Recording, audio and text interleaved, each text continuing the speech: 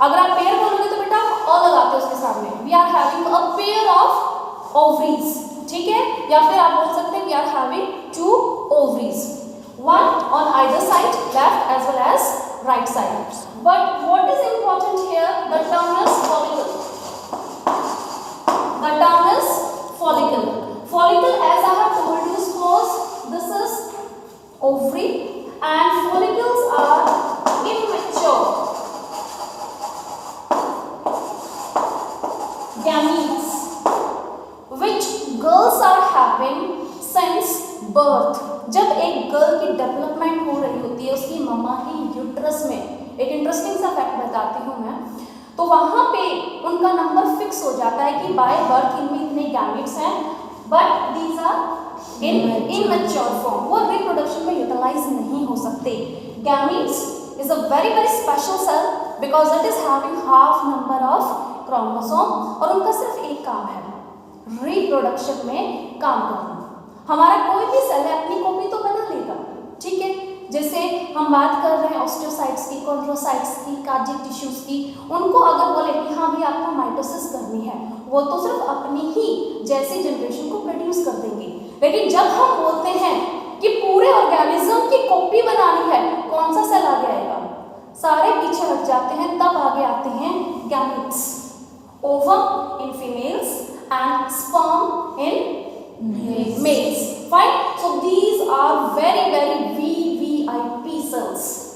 इनके ऊपर इतनी जिम्मेदारी होती है, these are that much special कि वो पूरे ऑर्गेनिज्म की इंफॉर्मेशन रखते हैं और दोनों जब फर्टिलाइज होते हैं जाइगोट बनता है और जो जाइगोट आपको दिखता भी नहीं है वो 9 महीने में हाथ को कहाँ लगाना है, कितना ब्लड डालना है, कौन सी आर्टरी कहाँ लगेगी, ब्रेन के टिश्यूज कौन से, एक एक टिश्यू को खुद डेवलप करके 9 महीने में पूरा बेबी या कोई ऑर्गेनिज्म की कॉपी बना डालते हैं जो सेक्सुअल रिप्रोडक्शन को एग्जिबिट करते हैं.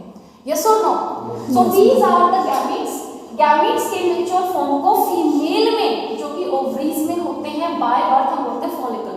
अब बात करते हैं उस इंटरेस्टिंग फैक्ट की. जिस ओवम से आप, मैं या आप बने हुए हैं, वो ओवम आपकी मदर के यूट्रस में या ओवरी में तब बना था तब आपकी खुद की मदर नानी के कहाँ थी? यूट्रस में थी. समझ में आया? और शुड आई रिपीट? जिस ओवम से आपकी बॉडी या मेरी बॉडी बनी है वो आपकी मदर में की ओवरी में कब बना था? जब वो खुद कहाँ थी? आपकी नानी की यूट्रस में, जब उनका डेवलपमेंट हो रहा था. So this is what called genetics, जो 10th में आपने की भी होगी. डिपेंड करता है teacher to teacher how they are explaining their subject. ठीक है, तो जेनेटिक्स में इतना बेसिस आपको पता होना चाहिए. So why I am interested in this word follicle?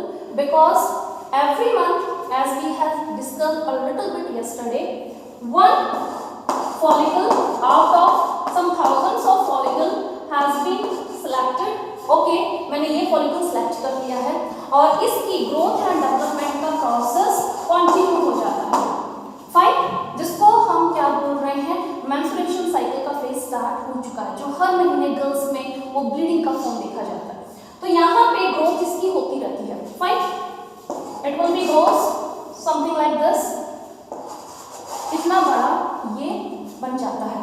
एक टाइम ऐसा आता है it is going to burst up. Fine, तो यहाँ से जो चीज निकलती है उसको हम बोलते हैं ओवम. क्या बोलते हैं? और ये जो बाकी जो चीज रहती है इसको हम बोलते हैं कॉर्पस ल्यूटियम. और वो कॉर्पस ल्यूटियम आपके एनसीईआरटी में वर्ड है. वो इतना बड़ा स्ट्रक्चर से गैमेट तो निकल के बाहर आ गया. ये अब चलता बनेगा फैलोपियन ट्यूब में. कहाँ? फैलोपियन ट्यूब, या हम जिसको 10th में शायद ये ओविडक्ट के नाम से भी था. ठीक है, तो ये ओविडक्ट में सरका दिया जाता है. आगे चलता है, आगे चलता है, एम्पुलाइक पार्ट आता है जहाँ पे ये रुक जाता है. Now it is the responsibility of sperm vagina में रिलीज होकर cervix, uterus, then fallopian tube का पूरा पाथ कवर अप करके ओवम के पास वो खुद आएगा. ओवम एम्पुला से आगे जर्नी को कंटिन्यू नहीं करेगा. केमिकल सिग्नल्स वहाँ रिलीज होते हैं, उसको स्लीपिंग मोड में डाल देते हैं. Got it? कॉर्पस ल्यूटियम समझ में आया? जब मैच्योर हो जाता है इसकी रप्चरिंग होती है, that is what we called ovulation. Female अगर कितने भी इंटरकोर्स होते हैं, हर एक इंटरकोर्स प्रेगनेंसी को लीड नहीं करता है. डिपेंड भी उसकी खुद की फैलोपियन ट्यूब में ओवम है या नहीं है. समझ में आया? एक टाइम तो ऐसा भी है ना जब ये मैच्योर हो रहा है, एक टाइम ऐसा आएगा जब ये रप्चर हो चुका है, इसने स्पर्म की वेट की है और ये फिर खुद ओवम भी बर्स्ट आउट हो जाता है जब मेंस्ट्रुएशन साइकिल स्टार्ट हो जाती है। Got it? Corpus luteum is the remaining part of a mature follicle from ovum has been released. Corpus luteum समझ में आया? नाउ ये जो हमारे हॉर्मोन्स है, इनका जो मेन सोर्स है वो है फॉलिकल। जब ये फॉलिकल ग्रो हो रहा है तब सीक्रेट होता है एस्ट्रोजन, यानी आप ग्लैंड ढूंढते रह जाओगे ओवरी में, वहां पे ग्लैंड नहीं है बेटा। ये जो हमारा फॉलिकल मैच्योर हो रहा है यहाँ से रिलीज क्या हो रहा है? एस्ट्रोजन। एस्ट्रोजन। और जो कॉर्पस ल्यूटियम से रिलीज होगा that will be known as progesterone. Fine, location समझ में आ गई। ये हार्मोन निकल कहां से रहे हैं? ग्रोइंग फॉलिकल से एस्ट्रो और कॉर्पस ल्यूटियम से क्या निकल रहा है? प्रोजेस्टेरोन। बात की कहानी इजी है, मेरा काम था इसको समझाना कि एक्चुअली निकल कहां से रहे हैं। तो ओवरी ये देख लीजिए खुद कहीं से कुछ प्रोड्यूस नहीं कर रही है। जो फॉलिकल की मैच्योरेशन का प्रोसेस है वो फर्टिलाइजेशन में, रिप्रोडक्शन में भी हेल्प करता है, प्लस अपने हार्मोन को खुद ही बना लेता है। Got it? फिर जैसा हमने मेल में किया था बेटा सेकेंडरी सेक्सुअल कैरेक्टर्स, और ये दोनों हार्मोन खासकर एस्ट्रोजन हमारी फीमेल बॉडी में क्या चेंजेस लेके आते हैं? सेकेंडरी चेंजेस लेके आते हैं इन terms of broadening of uterus, in terms of broadening of mammary glands development है, या स्पीच का हाई होना है, जो फेशियल स्किन्स है उनका सॉफ्ट होना है। Got it? तो ये सेकेंडरी सेक्सुअल कैरेक्टर के लिए एस्ट्रोजन। अब बात करते हैं प्रोजेस्टेरोन क्या कर रहा है। प्रोजेस्टेरोन किससे निकला था? Corpus luteum. और ये कब स्टार्ट हुआ था? तब ओव्यूलेशन हो गई थी, ओवम निकल के जा चुका है, उसका बचा हुआ मास कॉर्पस ल्यूटियम कहलाता है। तो इसका मतलब ये है बॉडी अपने आप को प्रेगनेंसी के लिए रेडी करने पड़ती है जब प्लेसेंटल टिश्यूज की डेवलपमेंट होती है। After that we are going to talk about the development of mammary gland. तो ये हार्मोन जो हमारा प्रोजेस्टेरोन है, याद रखने के लिए P for progesterone, P for pregnancy. तो प्रेगनेंसी में होने वाले चेंजेस के लिए उस फीमेल की बॉडी को, अगर प्रेग्नेंट वो हो गई, उसकी बॉडी को उस चीज के लिए, प्रोसेस के लिए रेडी बनाने का जिम्मा किसका है? प्रोजेस्टेरोन का। वो यूट्रस की जो वॉल है उसको अभी स्ट्रॉन्ग बनाता है। यूट्रस थिन रह गया तो बच्चे को होल्ड नहीं कर पाएगा, उसकी थिकनेस है। Then I have talked about placenta, उसकी डेवलपमेंट है, क्योंकि जैसे जैसे प्रेगनेंसी का टाइम बढ़ता जाता है वहाँ से टिश्यूज बनते हैं, मदर की बॉडी में फैलने लगते हैं। जितने ज़्यादा टिश्यू प्लेसेंटा के मदर की बॉडी के साथ कॉन्टेक्ट में आएंगे उतना ही blood, nutrition, gases, ions, glucose वो वहाँ से लेंगे। तो उसको सपोर्ट करने का काम। साथ में मैं मेमरी ग्लैंड्स की बात कर रही हूँ, तो बच्चा जब डिलीवर होगा ही और शी नीड्स न्यूट्रिशन। तो उस टाइम पे जो हमारे लैक्टियल लोब्स होते हैं, अल्वलाइज होती हैं मेमरी ग्लैंड्स में, उसमें फैट स्टोरिंग का काम चलता है कि हम आने वाले टाइम में अपना जो फैट है जिससे हम कोलेस्ट्रॉल या मिल्क रिलीज करने वाले हैं उसका सोर्स तो हम एक्यूमुलेट कर लें। Got it? दोनों हार्मोन्स क्लियर है? आगे चलिए। The next thing we are going to see in terms of, देखो बेटे यहाँ पे जो आपकी ग्लैंड है ना वो कंप्लीट हो जाते हैं। After that you will be getting a heading in NCERT that says we are having so many exocrine things जो हमारे मेन ऑर्गन के जैसे बिहेव करती हैं। हार्ट का एग्जांपल है, किडनी का है। Then we are having the alimentary canal, जहाँ वो अपना काम तो कर ही रहे हैं। एलिमेंट्री कैनाल में, हार्ट में खुद का जो मेन काम था वो तो चल ही रहा है, लेकिन उसके साथ साथ these are involved in the production of hormones। Got it? सबसे पहले करते हैं हार्ट की। जतन क्या लिखा है ये? हाँ, HURT को क्या बोलोगे फिर? वो अलग है, वो चैटिंग में लिखते हैं। जल्दी बोलो। How you are going to pronounce this word and HURT? What is the difference? उसमें स्पेलिंग का फर्क है बेटा। वो हार्ड होता है, ये सी वाला होता है, वो जर्ट की होता है। I'm talking about pronunciation. Fine. Dushyant. Spell हो रही है बेटा नॉलेज। कंट्रोल, ठीक है? When we are saying that we are involved in teaching learning process, so you have to a little bit focused towards your subject. इतना हम expect कर ही रहे हैं। तो हार्ट से इट इज हार्ट और वो होता है हर्ट, ठीक है? आपको मुंह खोलना पड़ेगा जब आप इसको प्रोनाउंस कर रहे हैं, ठीक है? तो यहाँ से A and F atrial natriuretic factor. अब एक बेसिक सी चीज मैं बताती हूँ, बुक में सब ये लिखा है कि ये बीपी को रिड्यूस करता है, आर्टरीज को जो कि कंस्ट्रिक्ट थी पहले डायलेट करता है, यानी see the diameter, see the thickness, और यहाँ पे उसको जब स्पेस ज्यादा दे देता है तो ऑटोमेटिकली ब्लड में जो प्रेशर लग रहा था वो रिलीज हो जाता है। But what I am going to make you understood is why there is increase in blood pressure, ठीक है। और वो करता कैसे, उसको कैसे पता चला? You have seen this renin angiotensin mechanism और you can say system in kidneys, जहाँ पे जो जुक्स्टाग्लोमेरुलस सेल्स थे रेनिन, फिर वो एंजियोटेंसिन 1 एंजियोटेंसिन 2 को मैन्युफैक्चर करता था, फिर एल्डोस्टेरोन निकल के आता था। तो यहाँ पे क्या होता है, जब ग्लोमेरुलस देख रहा होता है कि ब्लड का वॉल्यूम कम हो गया है, नेफ्रॉन में ब्लड ज़्यादा आना चाहिए था और अब उसको क्या मिल रहा है, कम मिल रहा है। तो इस ब्लड वॉल्यूम को ज़्यादा करने के लिए वो सोडियम की रीअब्जॉर्प्शन को इंक्रीज कर देता है। किसकी रीअब्जॉर्प्शन? सोडियम की।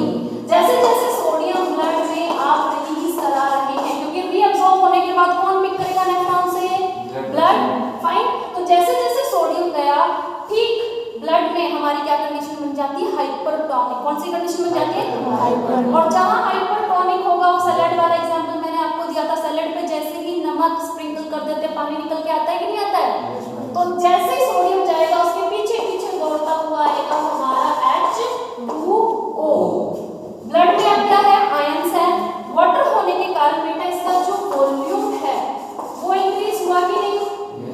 वॉल्यूम इंक्रीज होते ही, क्योंकि हमारी आर्टरी का जो डायमीटर है वो तो नहीं फैला ना, वो तो डायलेट नहीं हुआ, तो हमारी आर्टरीज पे जो ब्लड है इसका वॉल्यूम अब ज्यादा हो चुका है, वो एक प्रेशर लगाता है। ये ब्लड के थ्रू जो हमारे रिसेप्टर हैं, जो हार्ट के रिसेप्टर्स हैं जहाँ से एनएफ निकल के आता है, उनको क्या कर देते हैं? स्टिमुलेट, एक्टिवेट कर देते हैं कि आर्टरीज में भाई जो ब्लड घूम रहा है उसका वॉल्यूम ज्यादा है, प्रेशर यानी बीपी आपका क्या है?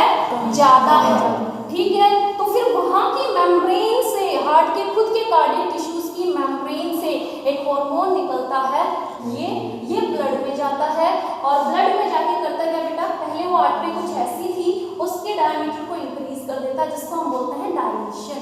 क्या बोलते हैं? डायलेशन। एक होता है कंस्ट्रिक्टर और एक क्या होता है? डायलेट। तो यहाँ पे उसने उसको क्या कर दिया? डायलेट कर दिया। तो ऑब्वियसली आर्टरीज में जो ब्लड मूव हो रहा था हाई प्रेशर पे, उसको स्पेस मिल गया ना, तो ब्लड प्रेशर आपका क्या हो जाएगा? नीचे। तो ऐसे ही रेगुलेट करता है। Got it? After that we are having which organ we are talking about? Okay, erythropoietin। इसका नाम बेटा इसमें आप देखेंगे स्टार्टिंग में, तो इरेथ्रोसाइट हम किसको बोलते हैं? रेड ब्लड कार्पसल्स को। तो रेड ब्लड कार्पसल से ही इसका नाम आया, स्टार्टिंग में इरेथ्रो वर्ड है, इरेथ्रोपोietin। तो ये करता क्या है? दिस इरेथ्रोपोietin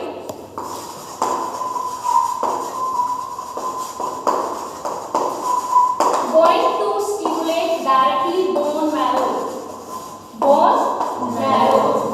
फिर से मैंने यहाँ पे रेड ब्लड कार्पसल्स बोला था बेटा, अगर आपने ध्यान दिया हो, सेल्स तो नहीं बोला ना। तो कार्पसल्स कुछ ऐसी चीज हैं जो खुद का रिप्रोडक्शन नहीं कर सकती, तो it is better to call them corpuscles in spite of cells, in spite of cell. इसलिए बेटा जो कोई बच्चा लोअर क्लासेस में चल जाता है red blood cell, but being in 11th class you should say corpuscles. तो इनको रिप्रोडक्शन करने के लिए किस पर डिपेंड रहना पड़ता है? Bone marrow. जब हमारा इरेथ्रोपोietin ब्लड में जाता है, वो स्टिमुलेट करता है बोन मैरो के सेल्स को, और बोन मैरो फटाफट किसका प्रोडक्शन करने लगती है? आरबीसी का। तो ये काम ऐसे करता है। After that we are having this alimentary canal. What is this alimentary canal? Gastrointestinal tract पता है? Digestive system. डाइजेस्टिव सिस्टम को तो ज्यादा यूज होनी चाहिए था बेटा, अ little bit interactive. Digestive system सबको पता है? अरे लेके नहीं बैठे जाते।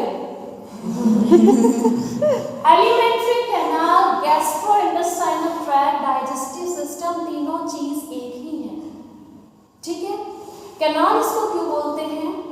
ओसोफेगस से एनस तक अगर हम इसको स्ट्रेच कर दें, it is a single thing, it is a single thing. यही आगे चल के ओसोफेगस को जे शेप स्टमक बनाता है, यही duodenum. After that highly coiled structure जिसको हम क्या बोलते हैं, small intestine, then ileum, then we are going to have the स्टैटम, then large, and after that rectum and anus.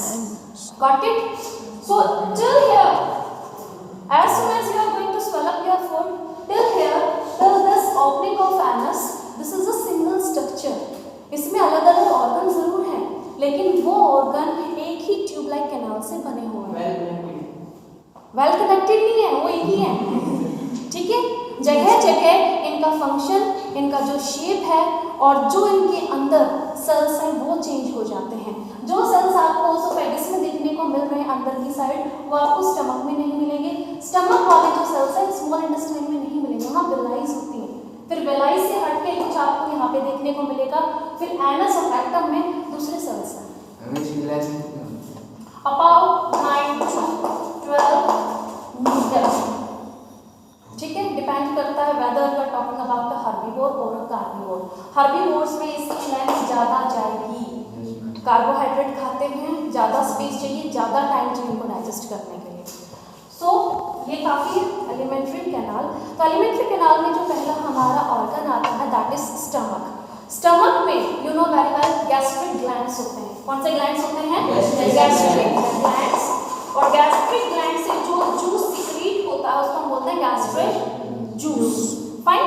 तो यहाँ पे ये ग्लैंड एक्सोक्राइन, उन्होंने एंजाइम्स तो दे दी, उन्होंने डाइजेशन के लिए तो अपना रोल परफॉर्म कर लिया, लेकिन उसके साथ ये हार्मोन्स बनाते हैं जो कि 4 होते हैं, गैस्ट्रीन, सिक्रेटीन, देन पॉलीसाइटोकाइनिन and after that gastrin inhibitory yes peptide. Got it? तो ये 4 हार्मोन में सबसे पहले हम देखते हैं बच्चे गैस्ट्रीन को।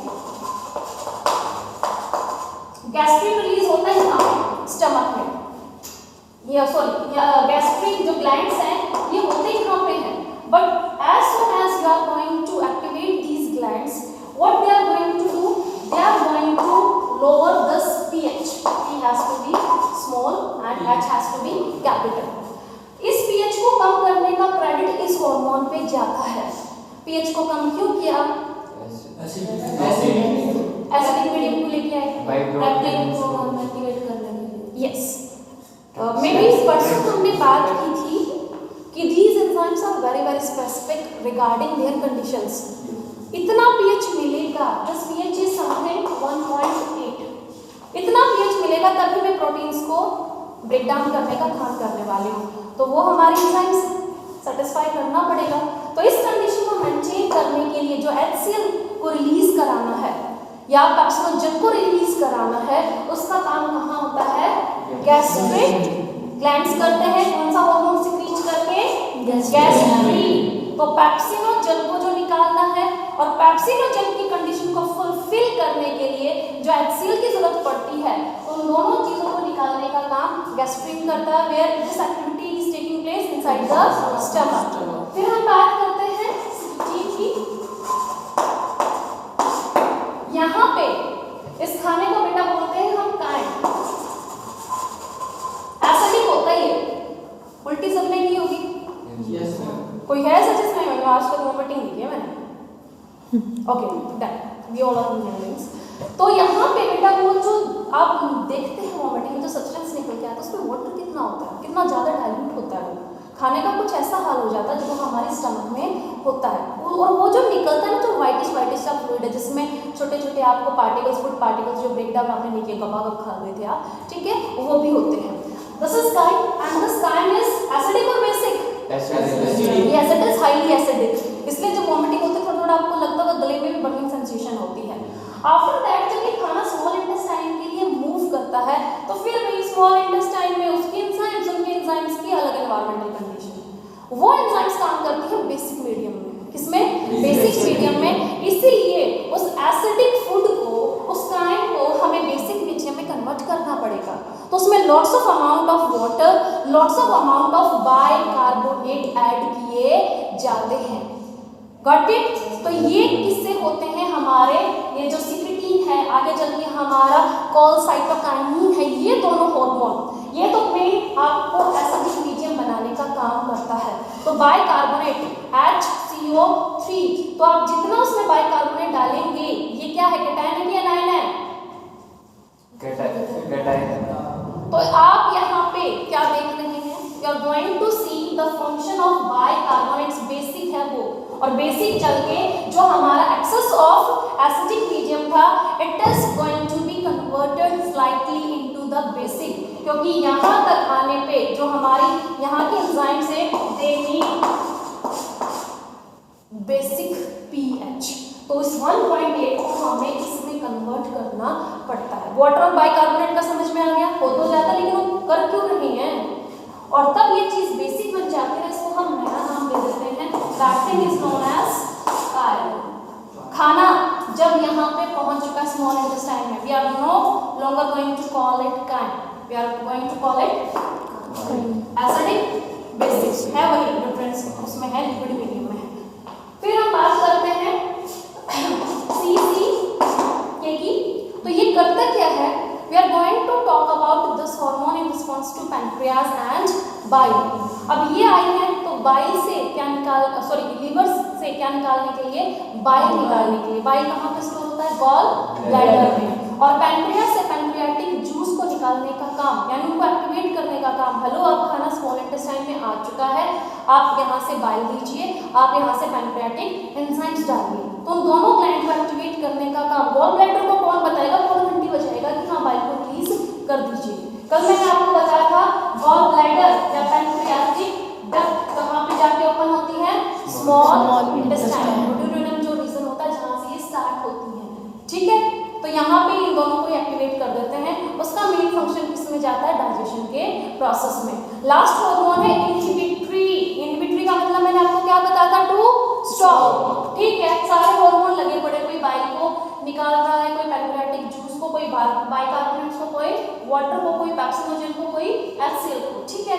एक टाइम ऐसा आएगा खाना स्मॉल इंटेस्टाइन से निकल रहा है, लार्ज इंटेस्टाइन में जा रहा है, small intestine is a site of complete digestion, digestion खत्म।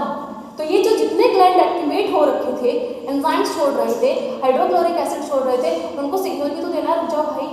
तो तब ये कौन आता है, गैस्ट्रिक इनहिबिटरी पेप्टाइड। समझ में आ गया उन ग्लैंड को थोड़ा सा रिलैक्स करने के लिए, डाइजेशन हो चुकी है, आप अब अपनी स्टिमुलेशन को थोड़ा सा लो डाउन कीजिए, and now we do not need any product from you. आगे बात समझ में, ये तो थे हमारे एक्स्ट्रा हार्मोन्स। इसमें फिर वो ग्रोथ फैक्टर्स हैं जो अलग अलग ग्लैंड से फिर से निकलते रहते हैं for making control and coordination in the process of growth and development. After that you are going to see the 4 categories of hormone. हर एक कैटेगरी के 2 एग्जाम्पल आपको पता होने चाहिए। These are based upon the chemistry. एक chapter की starting में लाइन हमने दे दी थी डेफिनेशन के तौर पे कि दीज आर केमिकल मैसेंजर, लेकिन उस केमिकल को अब एलोबरेट यहाँ पे किया गया है। You are having 4 different types of group, steroids हैं, वो पेप्टाइड हैं, किसी में आप कोफैक्टर की प्रेजेंस देखते हो, कुछ आयोडीन से बने हुए हैं। So you need to remember how many examples, 2 example from each group.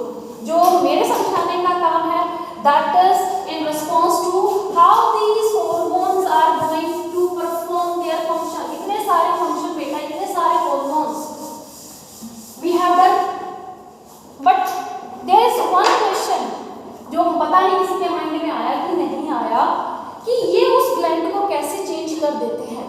मान लिया जैसे अभी हम गैस्ट्रिक इनहिबिटरी की बात कर रहे थे, तो कैसे उसने गैस्ट्रिक ग्लैंड्स को रोक दिया, कैसे उसने पैनक्रियाज को रोक दिया, their way of performing their work, उनका मैकेनिज्म क्या होता है। बेसिकली हम 2 टाइप के होते हैं, steroid hormones and peptide hormones. ये जो स्टेरॉइड्स हैं काफी कॉम्प्लेक्स होते हैं, बड़े बड़े मॉलिक्यूल्स होते हैं, लेकिन इनमें एक खासियत होती है, their properties are very much similar to fats. किससे सिमिलर होती है, फैट्स। फैट से प्रोटीन को हम साइड में रखते हैं। तो स्टेरॉइड्स करते क्या हैं, अगर हम अपनी मेम्ब्रेन का स्ट्रक्चर देखते हैं, सेल मेम्ब्रेन की मैं बात करती हूँ, तो बाय लिपिड होती है, सेल में आपने किया होगा बाय लिपिड, यानी एक ये रहा, दूसरा ये रहा, ये ऐसे टेंगल फॉर्म में ऐसे रहते हैं, एक का हेड ऊपर होता है, दूसरे का हेड नीचे होता है, और बीच बीच में प्रोटीन्स लगे क्या लगे रहते हैं? प्रोटीन्स चीजों को एग्जिट या एंटर कराने के लिए, और फिर ये स्ट्रक्चर फिर से यहाँ पे स्टार्ट हो जाता है। तो ये बायोलिपिड, मैंने आपको क्या बताया, स्टेरॉइड की प्रॉपर्टीज किससे ज्यादा बनती है? फैट्स। और ये बायोलिपिड्स, लिपिड्स, फैट्स, तो ये भी फैट, आने वाला जो हार्मोन है वो भी फैट, दोनों दोस्त। तो ये इसको बिना रुके टोके अपने अंदर से पास ऑन होने देता है। फटाफट डायग्राम में देखिए, this is the lower one, green ball आ रही है, that is your hormone, fine. ये देखिए यहाँ पे कोई भी चैनल की रिक्वायरमेंट बेटा उसको नहीं पड़ती है बायोलिपिड ने, क्योंकि एक दूसरे से वो रिजेंबल करते हैं, ठीक है, दोनों की प्रॉपर्टीज काफ़ी इजी है, तो वो उसमें से बहुत ही स्मूथली ईज थे क्या हो जाते हैं? पास हो जाते हैं। Very much ease for their transportation, they do not need any passive transportation, they do not depend upon any sort of protein to insert in the cell. तो ये लिपिड के अंदर से क्या पास हो गए? हमारे हार्मोन जाके सीधा इंटरेक्ट करता है न्यूक्लियस में। कहाँ गया वो? न्यूक्लियस में। जनरली ये जो रिसेप्टर होते हैं ना, कहाँ प्रेजेंट होते हैं? हमारी मेम्ब्रेन्स में। कहाँ पे? मेम्ब्रेन्स में। दो मेम्ब्रेन है, बेसिकली मेम्ब्रेन तो हर एक ऑर्गेनिज्म की अपने पास होती है, but we are interested in nucleus and cell membrane. तो सेल मेम्ब्रेन में इसको कोई प्रॉब्लम नहीं। सेम जो हमारे न्यूक्लियर मेम्ब्रेन है उसमें भी लिपिड्स काफ़ी ज़्यादा होते हैं, उसके थ्रू भी वो डायरेक्टली पास होता है और सीधा न्यूक्लियस में जाके कॉम्प्लेक्स बनाता है जिसको हम बोलते हैं हार्मोन रिसेप्टर कॉम्प्लेक्स। ये हार्मोन रिसेप्टर कॉम्प्लेक्स डीएनए के साथ बाइंड करके नए प्रोटीन्स बनाता है। क्या बनाता है? नए प्रोटीन्स उस सेल्स में फिर मॉडिफाइड होके क्या बनाएंगी? Enzymes. Enzymes are told you labour in the cell. सारा काम कौन करती है? एंजाइम्स। ये इनिशिएट कर देती है केमिकल रिएक्शंस को। जैसे केमिकल रिएक्शन एंजाइम्स ने किए वैसा आपको प्रोडक्ट मिलता है, और सेल जैसा प्रोडक्ट बनाएगा वैसे ही चेंजेस आ जाते हैं। या सेल को रुकने को कहा गया या सेल को स्टिमुलेट होने को कहा गया है। तो यही तो मैकेनिज्म होता है। उसने क्या किया? डीएनए को इंफॉर्मेशन दी। डीएनए ने यहाँ पे प्रोटीन बनने से पहले क्या बनता है? mRNA। डीएनए बनाएगा mRNA, mRNA जाके प्रोटीन्स बनाता है, वो आप गर्भ में करेंगे, ठीक है, उसका पूरा मैकेनिज्म। आरएनए से प्रोटीन, प्रोटीन से एंजाइम्स, एंजाइम से केमिकल रिएक्शन, केमिकल रिएक्शन से प्रोडक्ट बनेंगे, प्रोडक्ट जाके सेल में चेंजेस ले आते हैं। समझ में आ गया? तो ये था